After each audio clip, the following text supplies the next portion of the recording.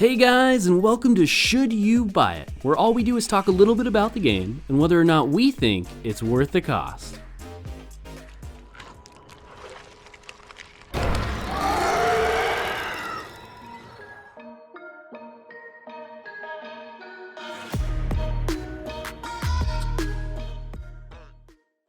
In this episode, we'll be playing Dying Light, the zombie parkour horror survival game where you will have to jump from rooftop to rooftop in order to navigate your way through a city of infected.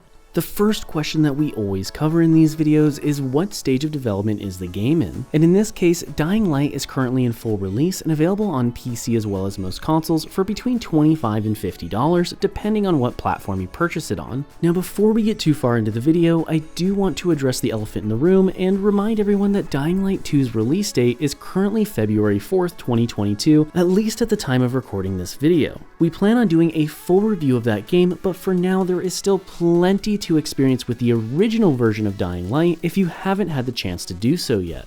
So what exactly is Dying Light?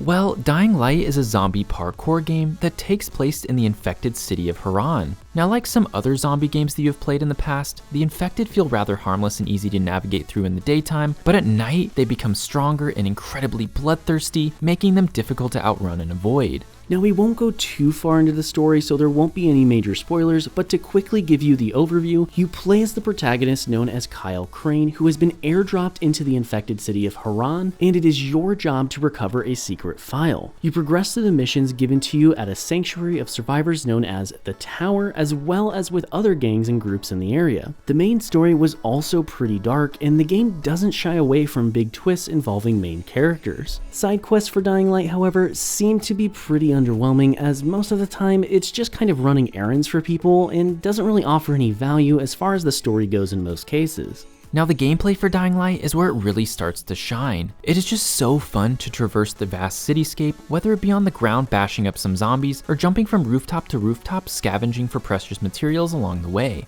The parkour feels amazing in this game, and when compared to other parkour games that we've played before, this system by far feels like one of the best. It actually takes skill to make certain jumps, which makes things like climbing a radio tower, for example, feel really rewarding once you reach the top. Hopefully you aren't afraid of heights though, because this game will have you jumping from beam to beam hundreds of feet in the air. As you run and jump your way through the city, you will need to scavenge for materials in things such as chests, dumpsters, and cash registers. You will find yourself often crafting things like medkits, molotovs, and lockpicks on the fly, as they come in handy for almost all situations. Now you will be lockpicking doors and chests quite often. Lockpicking is pretty standard in this game, but it adds a little bit of depth to the running around and looting gameplay, which is definitely needed. Overall, the crafting in Dying Light isn't too complex at all, as you basically just find the items you need around the map to craft whatever blueprint you want. Blueprints can be unlocked through purchasing them from a vendor or leveling up your survivor tree.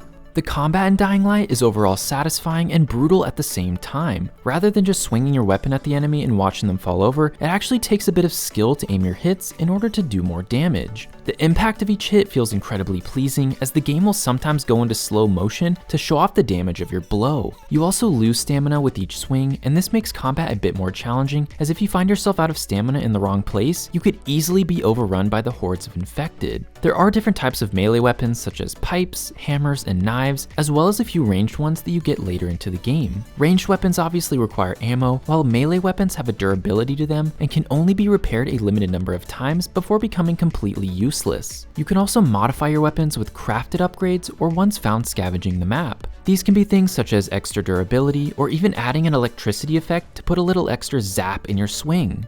So how is the progression in Dying Light? Well, I will say that this game is far from just killing zombies and leveling up. In the main story mode, there are 3 main skill trees that you can progress through, which are Survivor, Agility, and Power. First up is the Survivor tree, which offers things such as new crafting recipes, more bag space, and camouflage. Then comes the Agility tree, which improves running distance, helps you parkour easier, and unlocks new abilities such as dodging and sliding. Then finally is the Power tree that gives you more combat stamina, better weapon attacks, and chances to stun enemies on hit. There is also a late game tree known as the Legend tree that you unlock after maxing out one of these 3 beginner trees. The Legend tree is basically just the endgame stat increase tree for near max level players when it comes to most of what it does. Now, each one of these skill trees can be leveled up by doing actions associated with them, such as fighting zombies for the power tree or doing some parkour for the agility tree. The progression does feel solid, but as you unlock certain later game abilities such as instant takedowns or the ability to camouflage yourself from zombies, the game starts to feel a bit easy, while the infected don't get much stronger in return. Also, once guns become part of the gameplay, it does take a lot of the difficulty and fun out of the game, as you no longer really need to fight in hand-to-hand combat when you can just one-tap a zombie in the head. Before we move on, there are a few ways to play Dying Light in multiplayer. The first is simply joining another player's game and progressing through the story together. And yes, you can join other people on the same mission to progress both stories. Now, regular co-op is all fun and games, but if you want to take your co-op experience to the next level, you can enable the invasions, which will allow players to join and play a special infected within your game. However, if you decide this is something that you want to do yourself, you simply need to play the Be the Zombie game mode to join and disrupt other players' games. Fair warning though, most players have this mode disabled or just leave if you join their game as a zombie, but it's at least worth checking out. So now it's time for the pros and cons section for the video. First up for the pros was that Dying Light was a very polished game. In all of our time playing it, we never encountered a single bug, and the gameplay felt smooth and without any form of lag.